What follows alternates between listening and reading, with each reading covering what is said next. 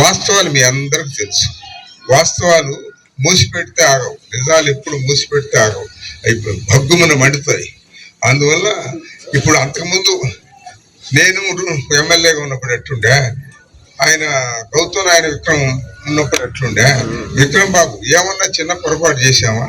ప్రజల సొమ్ము ఏమన్నా మేము పొరపాటును కూడా ఒక్క పైసా తాకామా? మాదే ఎక్కడో కష్టపడిన డబ్బులు 4 రూపాయలు మా జోబీలో నుంచి తీసి పెట్టినాము. కానీ ఏ విషయానికైనా కూడా కాలేజీలు పెట్టించినా, స్కూల్స్ పెట్టించినా, అయినా సరే మీ అందరికి తెలుసు ఆ విషయాలు. అయినా మరి అంత కోపం వచ్చిందో మీకు నాకు అర్థం కాదు. ఆ విధంగా చేశారు. సరే, జరిగిపోయింది. మనం జగన్మోహన్ రెడ్డి కూడా ఎంతో మంచి కార్యక్రమాలు చేశాడు ఆయన ముఖ్యమంత్రిగా. ఆయన మీద కోపం వచ్చింది రాష్ట్ర ప్రజలందరికీ. ఎందుకు వచ్చిందో, ఆయన ఎన్ని విలేజ్ సచివాలయాలు ఇదివరకు ఉన్నాయ్యా, మన గ్రామాలు సచివాలయాలు ఉన్నాయా? అందరం మండలానికి పరిగెత్తేవాళ్ళం. అంతకుముందు తాలూకాలు ఉన్నప్పుడు తాలూకాలకు పరిగెత్తే ఆఫీస్కి. అటువంటి పరిస్థితులు ఆయన విలేజ్ లో సచివాలయం చేశాడు, రైతు భరోసా కేంద్రం చేయించాడు, విలేజ్ క్లినిక్లు చేయించారు, ఆ ఊర్లో ఉన్నటువంటి స్కూల్స్ అన్నింటినీ గొప్పగా తీర్చిదిద్దాడు, పిల్లలకి పౌష్టికాహారం పెట్టాడు, వాళ్ళకి బట్టలు, బూట్లు, సాక్స్, పుస్తకాలు అవన్నీ కూడా అంత గొప్పగా చేశాడు. ఆయన పని కట్టుకొని వాడిచ్చినారు. 17 మెడికల్ కాలేజీలు, 10 fishing harbours, 4 major harbours, 4 fish landings, ఎన్ని గొప్ప కార్యక్రమాలు చేశాడు ఆయన. అయినా అంతకుముందు ఎవరైనా చేశారండి? అంతకుముందు 11 మెడికల్ కాలేజీలు ఉంటే ఈయన టైంలో ఒక్కడే 17 మెడికల్ కాలేజీలు కట్టించాలని మొదలు పెట్టాడు. కొన్ని పూర్తి చేశాడు, 5-6. ఆ చంద్రబాబు గారు అవి కూడా పూర్తి చేయడంలో అయ్యే పరాయి వాళ్ళకి అప్పచెప్దామని అనుకుంటాడు. ఇప్పుడు ఎవరు అబద్ధాలు ఆడుతున్నారు, ఎవరు నిజాయితీగా చెప్తున్నారు అనేది ఆలోచించాలి కదా. చంద్రబాబు గారు మొట్టమొదటి 85,000 కోట్లు రైతు రుణాలు మాఫీ చేస్తున్నాడు, చేశాడా? 14,000 కోట్లు ఈ డ్వాక్రా సంఘాల ఆడవాళ్ళ ఈ రుణాలు మాఫీ చేస్తున్నాడు, అవి చేయలేదు. మరి మళ్ళా నిన్న ఎంతో చెప్పాడు. నిన్న ఏం చెప్పాడు? ఆడపిల్లలు 18 ఏళ్ళు నిండిన వాళ్ళందరికీ నేను నెలకు 1,500 రూపాయలు ఇస్తా అన్నాడు. అది ఎగ్గొట్టాడు. అంటే సంవత్సరానికి 18,000 ఇస్తా అన్నాడు ఆడపిల్లలకి, అది ఇవ్వాల. తర్వాత పెన్షన్లు 4,000 50 సంవత్సరాలు నిండినటువంటి ఎస్సీలకి, ఎస్టీలకి, బీసీలకి, మైనారిటీస్కి, అది వాళ్ళకి 50 సంవత్సరాలు, ఇప్పుడు 60 సంవత్సరాలకు కదా ఇస్తున్నారు, 50 సంవత్సరాలకి ఇస్తా అన్నాడు ఆయన. కానీ అది పాటించలేదు. తర్వాత చదువుకొని నిరుద్యోగులుగా ఉండే పిల్లలకి నెలకు 3,000 రూపాయలు ఇస్తా అన్నాడు, అది ఇవ్వలేదు. రైతులకు చేసిన కార్యక్రమాలు జగన్మోహన్ రెడ్డి ఏం చేశాడు, ఇప్పుడు ఈయన చంద్రబాబు గారు ఏం చేస్తున్నారు అనేది మీకు తెలుసు, మనం చెప్పాల్సిన అవసరం లేదు. అసలు వాస్తవాలు గ్రహించలేరా? మానవుడు ఎవరైనా సరే, ఎంత సామాన్య వ్యక్తి అయినా సరే, పెద్దగా చదువుకోకపోయినా సరే, అవతలోడు చెప్పే మంచిది, అవతలోడు చెప్పే మాటలు నిజం ఉందా అబద్ధమా అని తెలుసుకోలేరండి. చిన్న బిడ్డలు తెలుసుకుంటున్నారే, అటువంటిప్పుడు మన పెద్దవాళ్ళం తెలుసుకోలేమా? మరి తెలుసుకొని కూడా ఆ ఊర్లో ఎల్ల ఎట్టంటే పుల్ల ఇట్లా, పుల్ల ఎట్టంటే సుల్ల ఎట్ట, ఇట్లా చేసి ఊరినియం ఒకడు గట్టుకాడ, గనుకాడ, కుర్తినీళ్ళ కాడకు తగులు పెట్టుకుని అసలు అసెంబ్లీ ఎలక్షన్లు, పార్లమెంట్ ఎలక్షన్లని పనిగట్టుకుని ఓడిస్తే ఎట్లండి? ఇది మంచి భావ్యం కాదు. ప్రజాస్వామ్యం వర్ధిల్లాలంటే ప్రజాస్వామ్యం తెలుసుకోవాలి. ఎవరు ఎటువంటి వాళ్ళు, ఎంత నిజాయితీ ఉంది ఏం దగ్గర, చెప్పే మాటల్లో నిజం ఉందా లేదా అనేది తెలుసుకోవాలి. మీకు తెలుసు, మేము 40 సంవత్సరాల నుంచి, నేను ఎప్పుడు 83లో, ఇప్పుడు అంటే 43 సంవత్సరాలు అయింది. 83లో వచ్చిన నేను ఎమ్మెల్యేగా పోటీ చేశాను. అప్పుడు మన ప్రాంతంలో ఎమ్మెల్యేగా పోటీ చేసే వ్యక్తి ఊరికి లేదు.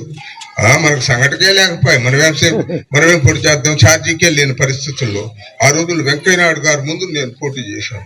సరే, ఆ రోజు నేను ఓడిపోయాను. సరే, 85లో మళ్ళీ గెలిచాను అనుకుని గెలిపించారు మీరందరూ కలిసి.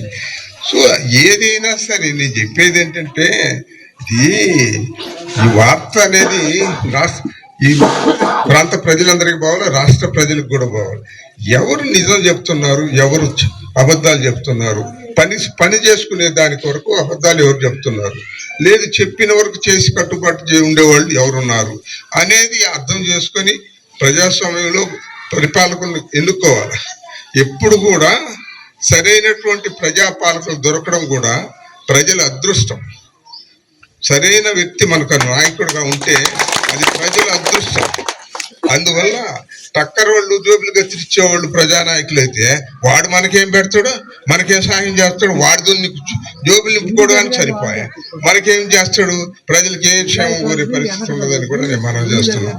అందుకని దయచేసి ఆలోచించండి. ఇంకా 3 ఏళ్లకు పైన ఉంది. జరిగే విషయాలన్నీ గమనించండి. అన్ని విషయాలు మరీ మంచి సందర్భాలు ప్రాజెక్టు వల్ల రాజశేఖర రెడ్డి గారు చేశారు. మనకు నీళ్లు రావంటే కొంత ఉదయగిరి ప్రాంతంలో కొంతకొస్తాయి ఆ నీళ్లు. మనకి ఈ ప్రాంతం మెట్ట ప్రాంతానికి అసలు నీళ్లు ఉంటే రాజశేఖర రెడ్డి గారిని మేము బతిలాడితే సార్ మాకు నీళ్లు లేవు, చాలా ఇబ్బందుల్లో ఉన్నామండి అంటే, అయితే ఎట్లా అని అన్నారు. అది హై లెవెల్ కెనాల్ చేయొచ్చండి అని, సోమశల నుంచి నీళ్లు తీసుకోవచ్చు అని ఇంజనీర్లు చెప్పారు. అట్లయితే కానివ్వండి అన్నారు ఆయన మహానుభావుడు. మరి ఆ పరిస్థితుల్లో అది మొదలు పెడితే ఆ రోజు, ఇప్పుడు ఇక్కడికి వచ్చిన ప్రజానాయకులు ఏందో మరి మాకు ఇప్పటికి 20 నెలలు అయిందా ప్రభుత్వం వచ్చి? 20 మాసాలు అయింది కదయ్యా. మరి 20 మాసాలు ఇక్కడ మా ఊరి దగ్గర ఒక 1 TMCతో నడుపుతుండే, వ్యవహారం నడుస్తుండే. చాబోలుకు ఇది మరి ఇక్కడ కూడా సింగనపల్లి అన్నిటికీ కూడా నీళ్ళు ఇచ్చే పద్ధతి ఉండే. మరి అది ఏం వేసింది గొంగడు ఆడనే ఉంది. అదే బ్రాహ్మణపల్లి అసలేం జరగడం లే. ఆడ 1 TMCతో రిజర్వాయర్ 2 సార్లు దాన్ని నింపచ్చు. 2 సార్లు నింపితే 20,000 ఎకరాలకు పారుతారు వస్తుంది. 2 కార్లకి 10,000 ఎకరాలు 10 ఎకరాలు ఇవ్వచ్చు మనం. అది మరి ఎప్పుడు అవుతుందో ఏమవుతుందో తెలియదు. జగన్మోహన్ రెడ్డి గారి టైంలో కూడా నిధులు ఆయన 2,72,000 కోట్లు బటన్ నొక్కుతూ సరిపోయింది. కానీ ఇట్లా మంచి కొన్ని ఈ ప్రాజెక్టు కూడా వేగంగా జరగాలి అప్పుడు కూడా. కానీ అసలు ఇప్పుడు వచ్చింది అస్సలు లేదు. ఇప్పుడు ఈ ప్రభుత్వం ఆయన టైంలో కొంచెం నత్తనడకన్నా నడుస్తూ ఉన్నది. అది బహుశా ఆయన మళ్ళీ అధికారం వచ్చి ఉంటే మనం ఈ 5 ఏళ్లలో పూర్తి చేసుకునేవాళ్ళం ఈ ప్రాజెక్టులు ఇవన్నీ అంతా కూడా, నాయుడుపల్లి దగ్గర కానీ అన్ని చోట్ల. కానీ ఇప్పుడు అసలు నడవడం లేదు. మరి అది ఎప్పుడు పూర్తి చేస్తారు? దేవుడి దయ వల్ల, మీ అందరి ఆశీర్వాదం వల్ల జగన్మోహన్ రెడ్డి గారు తిరిగి ముఖ్యమంత్రి అయితే రాబోయే సంవత్సరాలు మనం తప్పనిసరిగా ఈ ప్రాజెక్టు పూర్తి చేసుకుందాం. మన ప్రాంతానికి కూడా నీటి వస్తు కలుగుతుంది, మనకు కూడా మంచి భవిష్యత్తు ఉంటుందని నేను అనుకుంటుంటాను. ఈ తెలంగాణ ఆంధ్రప్రదేశ్లో ఎవరైనా ఎమ్మెల్యేలుగా రాజకీయ నాయకులుగా ఉండి ప్రజల సొమ్ము ఒక్క పైసా తాకని వాళ్ళు ఎవరన్నా ఉన్నారంటే ఒక 10-20 మంది 30 మంది ఉంటే దానిలో మనం తప్పనిసరిగా ఉంటాం.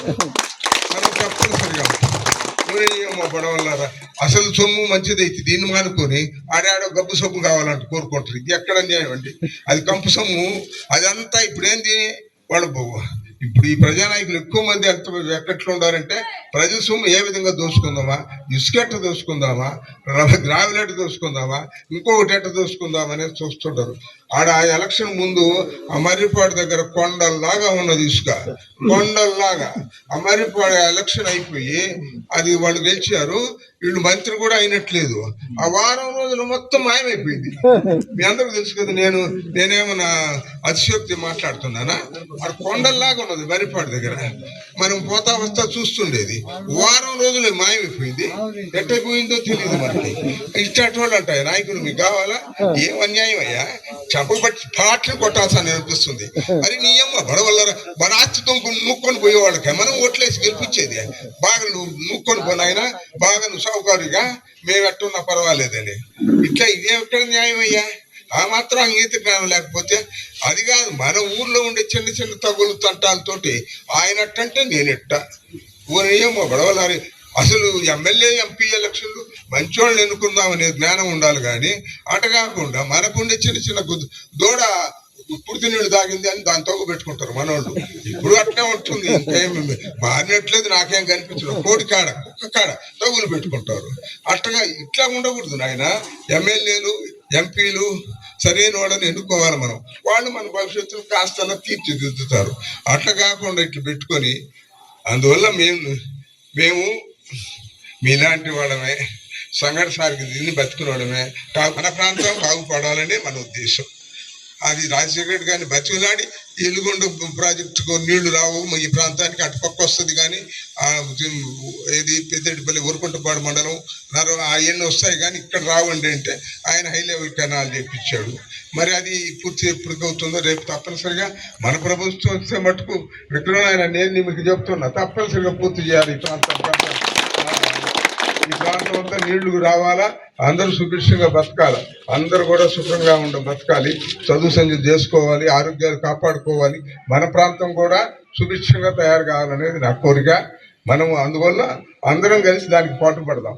ఎవరో చుట్టత మాటలు చెప్తే దానికి నమ్మితే అట్టయ్య మనం, అది కాదయ్యా. వారం రోజులు కొండల్లా తీసుకుని మాయమైపోయిందే, అందుకంటే గెలిపించిందే.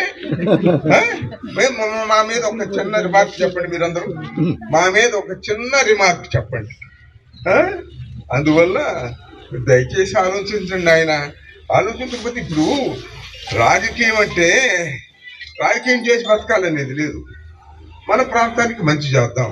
సమాజంలో మనం కూడా పలానా చోట మారుమూల పల్లెటూరులో కొండల్లో కోణాల్లో పుట్టినా నీతి నిజాయితీగా ఉండేవాడు నాయకులు ఉన్నారు.